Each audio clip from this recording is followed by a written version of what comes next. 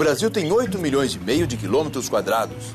Ocupa 47%, quase a metade, de toda a América do Sul. É um dos maiores países do mundo. Abriga uma diversidade de ambientes formados por uma variedade de relevo, solo, clima, flora e fauna. Quem viaja pelas estradas brasileiras conhece essa diversidade de perto.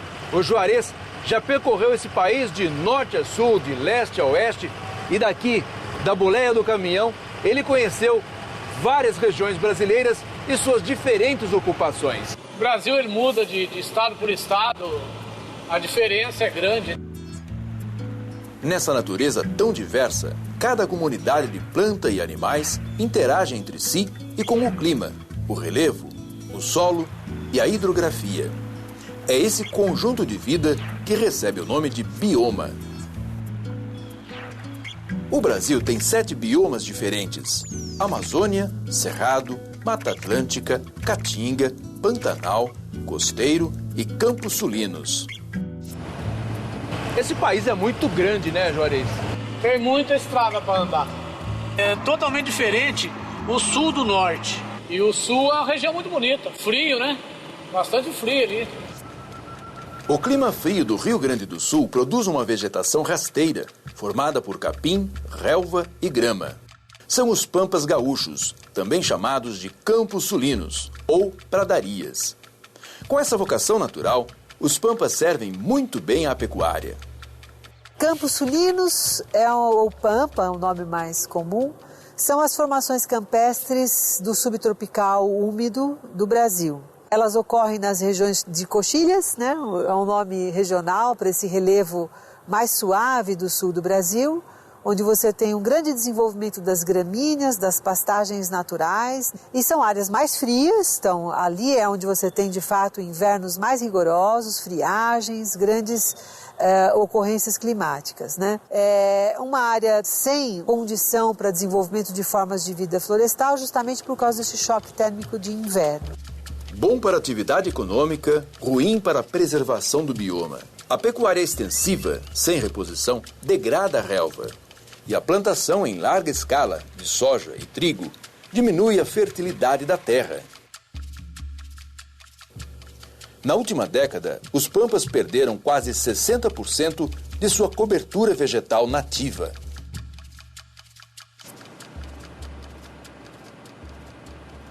A gente roda muito, mas depois a gente vem beirando a praia. Vai embora, beira-mar é muito bonito. Presente ao longo do litoral brasileiro, fica o bioma costeiro formado por manguezais e restingas. A vegetação de restinga cobre a praia em muitos pontos, de forma a fixar a areia, as dunas e estabilizar os solos dos manguezais.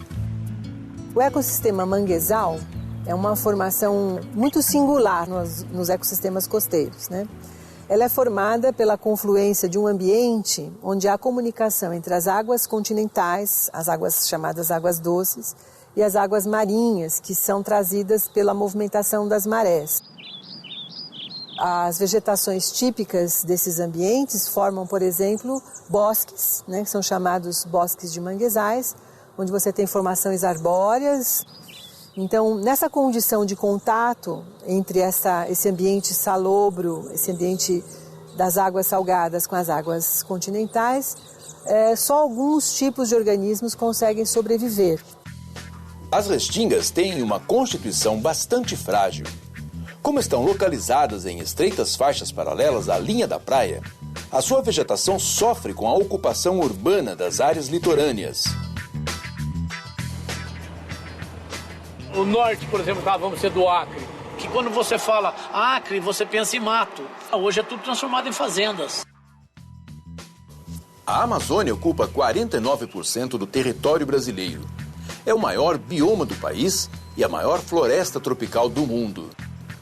Englobam Amazonas, Pará, Acre, Amapá, Roraima, Rondônia e parte do Tocantins, o Maranhão e Mato Grosso. Este bioma é formado por uma vegetação de grandes árvores, que podem chegar até 50 metros de altura. O bioma amazônico, então, além da grande umidade e temperatura elevada, é um dos biomas mais ricos em recursos hídricos, onde estão as grandes bacias hidrográficas do Brasil. Outra característica desse bioma é você ter uma grande variedade de tipos de solos que sustentam também essa vegetação. Você tem terrenos cuja a altitude é muito baixa. A dimensão da rica biodiversidade amazônica ainda é uma incógnita para os pesquisadores. Não se sabe o número exato de espécies da flora e da fauna. Tanta riqueza natural também está ameaçada. A floresta vem perdendo área para a agricultura, a pecuária e a mineração. A mineração, por exemplo, ela apesar de ser pontual, muitas vezes, ela gera um forte impacto, né? E nós temos, assim, áreas como o estado do Pará, por exemplo, que é um estado minerário, o seu PIB se sustenta por mineração, e que tem fortes impactos sobre a floresta amazônica, sobre o desmatamento, né? Nós não temos nenhum bioma brasileiro não ameaçado pela prática agrícola, né? Porque o modelo de agricultura do Brasil, o modelo exportador de agricultura brasileira, ele se pautou pela supressão da cobertura nativa. O meio ambiente é sensibilidade de cada um, de todos, né? Depende um a um. Essa daqui é Mato Grosso. É uma região de milho, algodão, grãos em geral. Assim, grãos em geral. O Cerrado ocupa uma extensão de 2 milhões de quilômetros quadrados e é cortado por 3 grandes rios. É uma das maiores formações vegetais do país, com seus arbustos de galhos retorcidos e o clima bem definido. Predomínio da chuva no verão e tempo seco no inverno. Grande parte de sua área é explorada pela agricultura mecanizada e pecuária. O comércio de carvão vegetal é outro fator que contribui para o desmatamento. Até 2010, quase metade de sua área já tinha sido desmatada.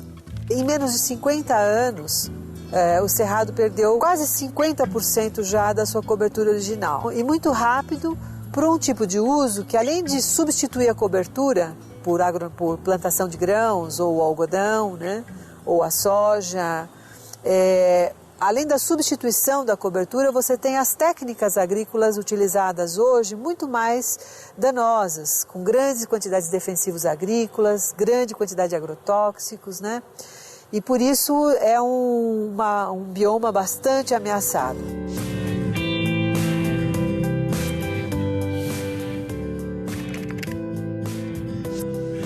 Nem Cerrado, nem Mata Atlântica. Nós estamos num local conhecido como Zona de Transição. É como se fosse uma fronteira entre um bioma e outro. Aqui a gente encontra várias espécies de animais e plantas típicas dos dois biomas. Qual que é a característica dessa zona de transição? A zona de transição seria assim, isso que nós estamos vendo agora.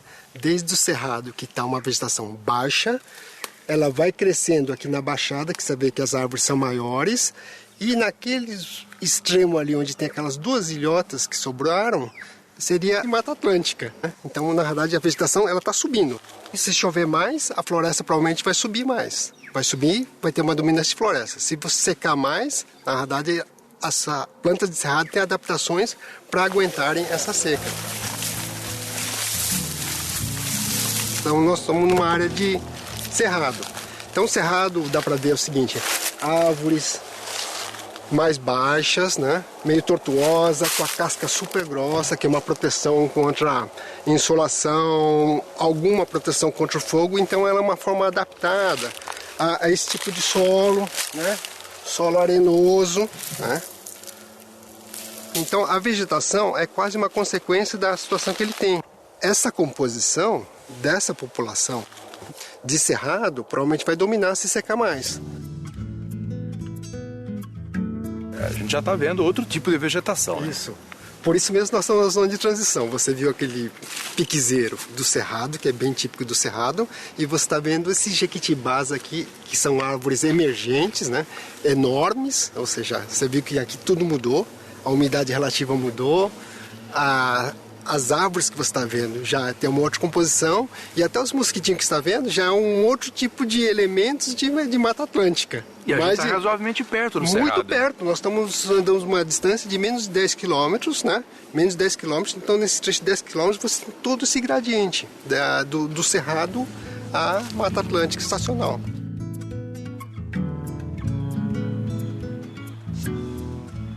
A riqueza dos biomas brasileiros, com suas floras e faunas, contempla diferentes formas de ocupação humana. A dinâmica entre o desenvolvimento econômico e a preservação do meio ambiente é uma grande questão para ser refletida por todos nós.